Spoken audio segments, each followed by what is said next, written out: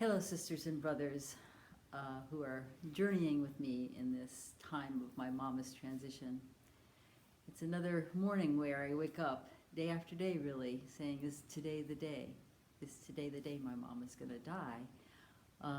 And then opening up to whatever the information is of the day. You know, this is in some of the practices that I work with, this is considered to be the onset of autumn. In some of the Chinese systems, traditional Chinese medicine and the Qigong work that I do, the autumn is associated with the element of metal, which has to do with kind of coming to the essence.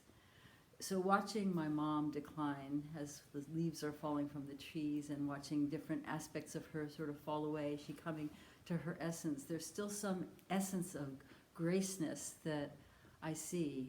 Her face is slowly I don't even know how to say it. It's a shrinking. There's a shrinking happening. But the other day she said to me, when I die, is it all of me that dies or is it just a part of me? That inquiry has been sitting in me for a couple of days now, ever since she said it, because I don't know the answer. I do know that there is part of her that will live in me. It's one of the things she said to me last night is, I love you so much and I will always be with you. And I think that that's true. I will be carrying her in my heart as I do many people that I've lost over the years. She continues to not suffer. She continues to be accepting. When people come and they're in denial, she meets them in their denial. You know, somebody came and said, I came to say goodbye, and then she said, I'm going away, but I'll see you when I get back. And my mother said, well, I'd like that, just, you know, you better be sure to see me. But she knows. When we're alone together, she says, how much longer? You know, when is this going to end? I don't have an answer. All I can do is be present with that question and with her in the waiting. In the waiting.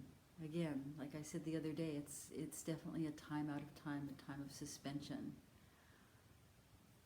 She had, 2 days ago, she had this cranky period where she was kind of just barky. She just didn't want to be messed with. And so when anyone would come to either give her medication if she was uncomfortable or to, you know, deal with whatever they were dealing with, shifting her in her bed, she would bark and she was annoyed. And I said to her, you're really annoyed, aren't you? And she said, yes, I'm annoyed.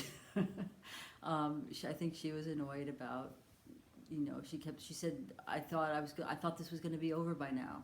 I thought that this was going to be done. And I keep waking up and it's another day. She was yelling at me about something that I did or said. I wasn't, and I said, you know, Mama, I'm doing the very best I can. Please don't yell at me. Sometimes it scares me. And she said, okay, I won't. She fell asleep, but later she woke up and she said, you scare me too. And I just thought, oh, is that the last thing that she's going to say? And I find myself thinking things like that. Is this going to be the last thing she says to me?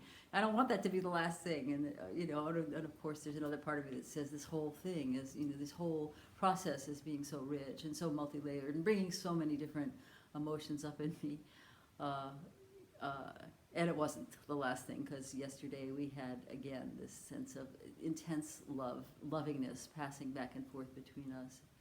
And when I left last night, I decided to come home, get some rest. She kissed my hand and said, I will always love you. I will always be with you. So, is today the day or tomorrow? We'll see. Till next time, be well. Let the chi flow.